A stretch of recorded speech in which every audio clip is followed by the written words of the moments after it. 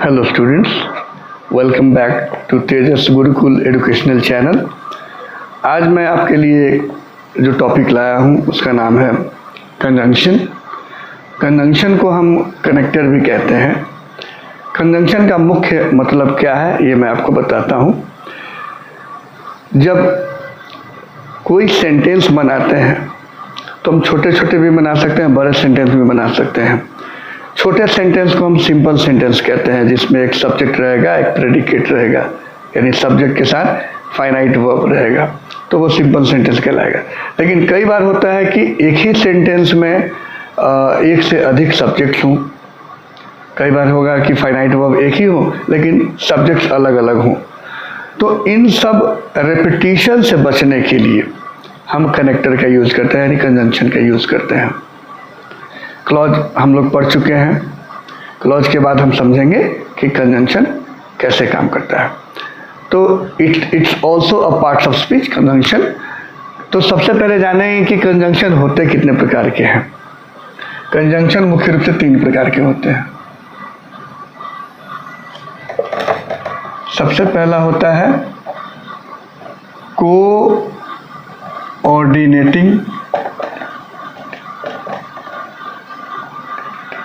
Conjunction.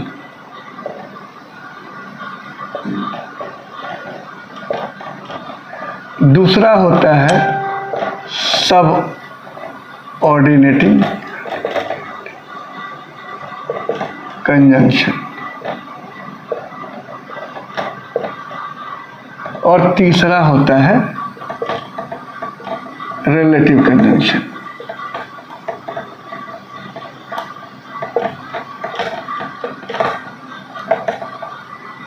अब coordinating conjunction क्या है, इसको सबसे पहले जानेंगे। देखिए स्टूडेंट्स, कोऑर्डिनेटिंग कंजंक्शन का मतलब होता है कि जब दो इंडिपेंडेंट सेंटेंस, इंडिपेंडेंट का मतलब जिसका एक अपना सब्जेक्ट हो और फाइनाइट वर्ब हो, दोनों सेंटेंसेज में एक अपना सब्जेक्ट भी हो और फाइनाइट वर्ब हो और अपने आप में वो स्टैंड करे। A sentence that can stand on its own is known as an independent sentence. तो जब दो इंडिपेंडेंट सेंटेंस किसी कोऑर्डिनेटिंग कंजंक्शन से जुड़े रहेंगे। कोऑर्डिनेटिंग कंजंक्शन का मतलब जैसे हो गया शी एंड हर सिस्टर, ठीक है। Go to school, she goes to school, her sister goes to school. ये दो अलग अलग करता है, अलग अलग सब्जेक्ट हैं, लेकिन वर्क एक ही है, डेस्टिनेशन एक ही है। तो हम इस रिपीटिशन से बचने के लिए हम क्या करते हैं, कंजंक्शन का यूज करके सेंटेंस को कंसाइज कर देते हैं, संक्षिप्त कर देते हैं और वो खूबसूरत भी हो जाता है और रिपीटिशन से बचते हैं। तो she and her sister go to school together. अब यहाँ एंड क्या है, एंड ही कोऑर्डिनेटिंग कंजंक्शन है।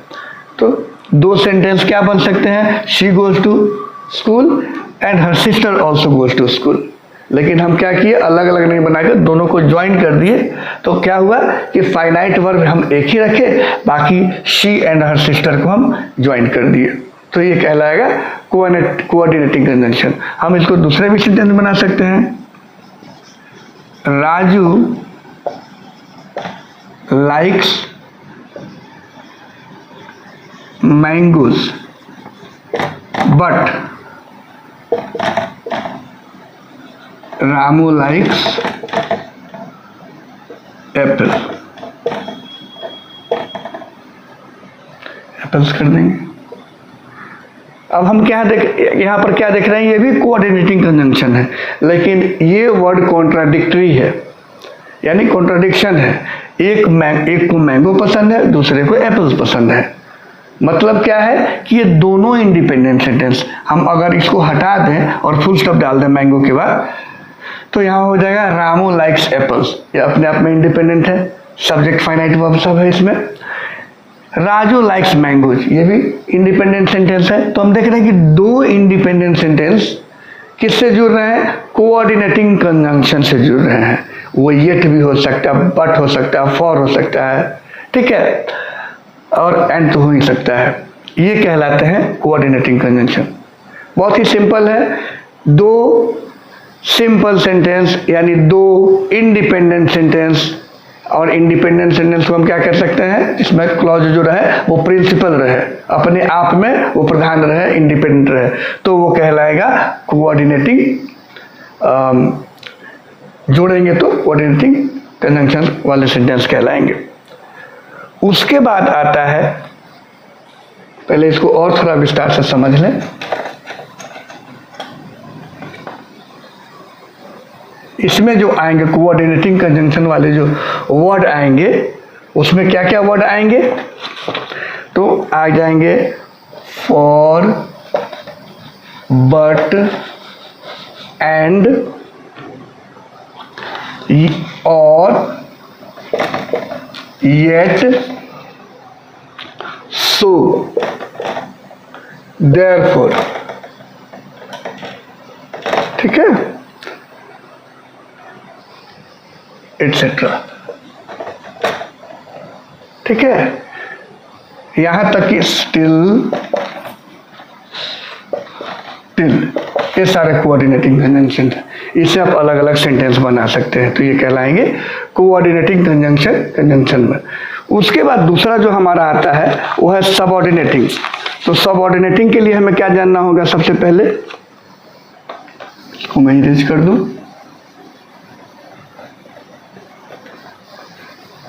अब दूसरा हम जान रहे हैं subordinating.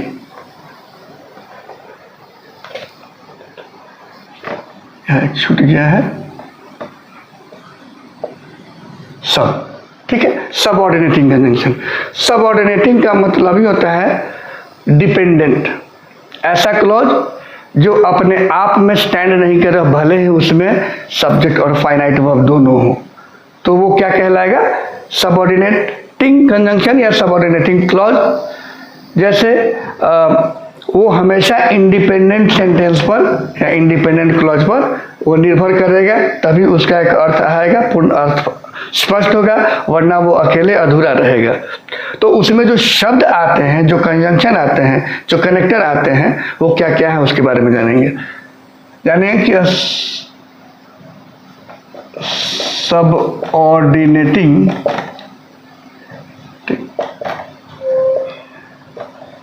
Conjunction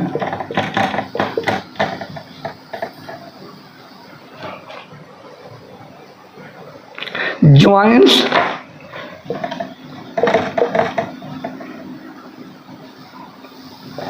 a dependent clause to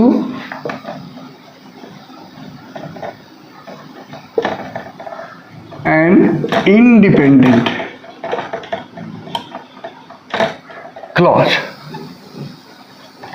ठीक है, कोऑर्डिनेटिंग क्या है कि a coordinating conjunction joins two independent clause, और यहां पर क्या है कि subordinating conjunction joins a dependent clause to an independent.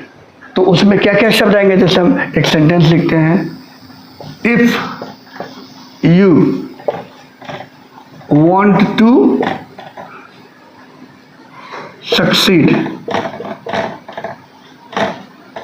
यदि आप सफल होना चाहते हैं, यदि आप सफल होना चाहते हैं। अगर यहाँ पर हम सेंटेंस को छोड़ देंगे तो क्या होगा, वो अधूरा रह जाएगा। सुनने से ही किसी को जब कहेंगे कि यदि आप यहाँ आना चाहते हैं तो कह के छोड़ देंगे, तो जरूर आदमी इंतजार करेगा कि आगे क्या वो बोलेंगे, और तब सेंटेंस जो है वो फिनिश होगा। तो इफ जो है वो क्या हो गया, कोऑर्डिनेटिंग नहीं बल्कि ये सबऑर्डिनेटिंग कंजंक्शन है। ये जुड़ गया, यू वांट टू सक्सीड, यहां तक तो ठीक है, ये सब्जेक्ट है, फाइनाइट वर्ब है, और इफ नहीं है तो ये कंप्लीट सेंटेंस है, इंडिपेंडेंट सेंटेंस है। लेकिन जैसे ही इसमें इफ सबऑर्डिनेटिंग कंजंक्शन लग गया तो ये इंडिपेंडेंट नहीं रहा बल्कि ये डिपेंडेंट हो गया, यानी सबऑर्डिनेटिंग हो गया। If you want to succeed, you should labor hard। अब यहां से सेंटेंस हम अगर बाइफरकेट करते हैं, यू शुड लेबर हार्ड, तो ये अपने आप में इंडिपेंडेंट है, सब्जेक्ट है, फाइनाइट वर्ब है। तो ये कहाँ सेंटेंस जाके पूरा हुआ? यू शुड लेबर हार्ड, आपको कड़ी मेहनत करनी पड़ेगी या करनी चाहिए अगर आप सफल होना चाहते हैं। तो यहां पर क्या आ गया? If she labours hard so that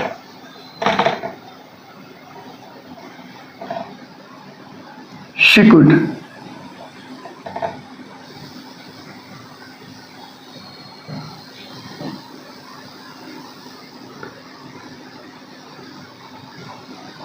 run her family। वह कड़ी मेहनत करती है ताकि वह अपने परिवार को चला सके। ठीक है, तो ये सो दैट, ये सारे क्या हैं? सबऑर्डिनेटिंग कंजंक्शन है। और सेंटेंस हम देख सकते हैं,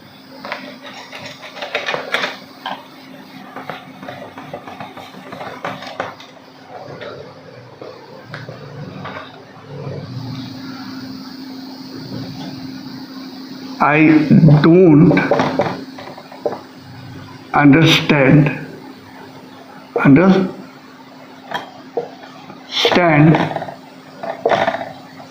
what he says। अब देखिए, आई डोंट अंडरस्टैंड, यहां तक कंप्लीट है।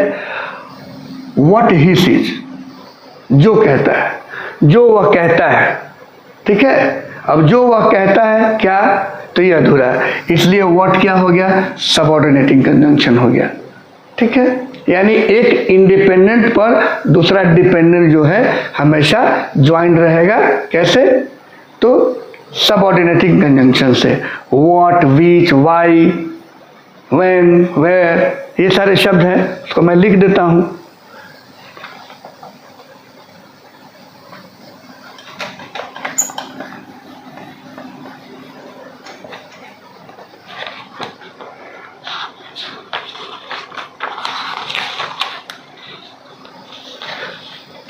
सिंस है, इफ है, दैट है, देन है,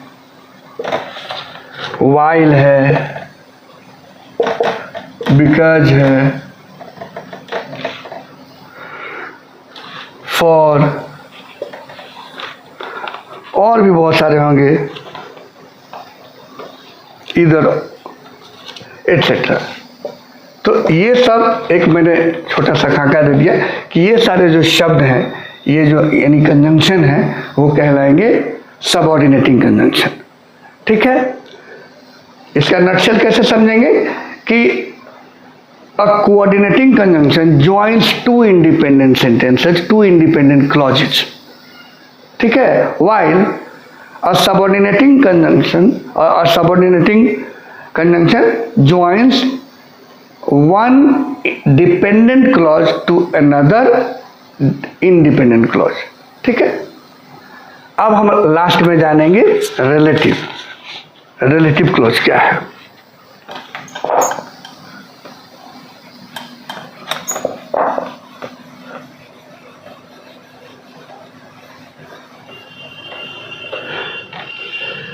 देखिए, रिलेटिव कंजंक्शन एक से अधिक शब्द जो होते हैं, जैसे कि ईदर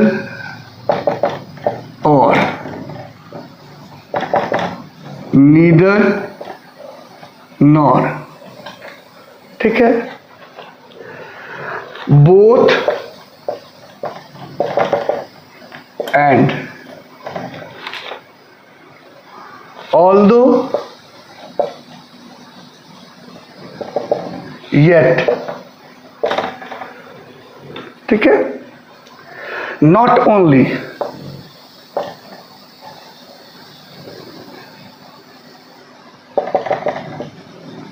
बट, वेदर और। ठीक है, ये सारे जो हैं वो रिलेटिव कंजंक्शंस हैं। जैसे यहां पर क्या होगा? इधर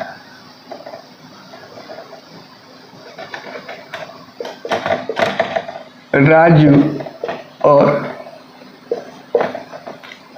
श्याम इज एट फॉल्ट। ठीक है, यानी दो है, दोनों पर संदेह है, तो दोनों में से कोई भी हो सकता है। तो इधर और, इधर राजू और श्याम, यानी एक ही वर्क के लिए, एक ही एक्टिविटीज के लिए, एक ही इंसिडेंट या हैपनिंग्स के लिए यहाँ पर हम क्या जोड़ रहे हैं, इधर और दो सब्जेक्ट्स हैं, तो ये कहलाएंगे relative conjunctions. Not only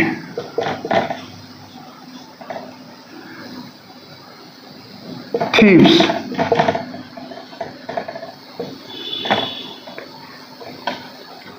not only thieves but police is also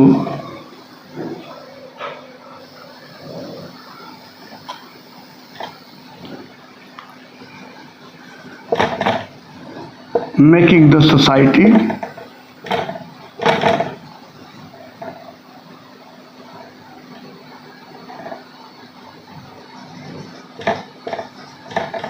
corrupt.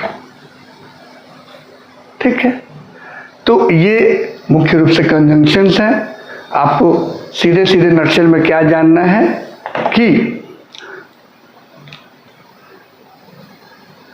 Conjunction मुख्य रूप से दो होता है। पहला एक रिलेटिव कंजंक्शन, तीसरा तो होता ही है, लेकिन आपको सबसे ज़्यादा समझना है कि डिपेंडेंट और इंडिपेंडेंट में क्या फ़र्क है। यानी जब दो इंडिपेंडेंट क्लॉजेज जुड़ेंगे कोऑर्डिनेटिंग कंजंक्शन से, तो वो कहलाएंगे कोऑर्डिनेटिंग कंजंक्शन। और जब एक डिपेंडेंट क्लॉज दूसरे इंडिपेंडेंट क्लॉज से जाके जुड़ेंगे तो वो कहलाएंगे सबऑर्डिनेटिंग। और रिलेटिव में ये इस तरह के सेंटेंसेस बनेंगे, इस तरह से क्लॉजेज बनेंगे। तो ये एक छोटा सा वीडियो है आपको कंजंक्शन समझने के लिए। Thank you very much. Keep on watching, sharing, commenting and passing your view. Thank you.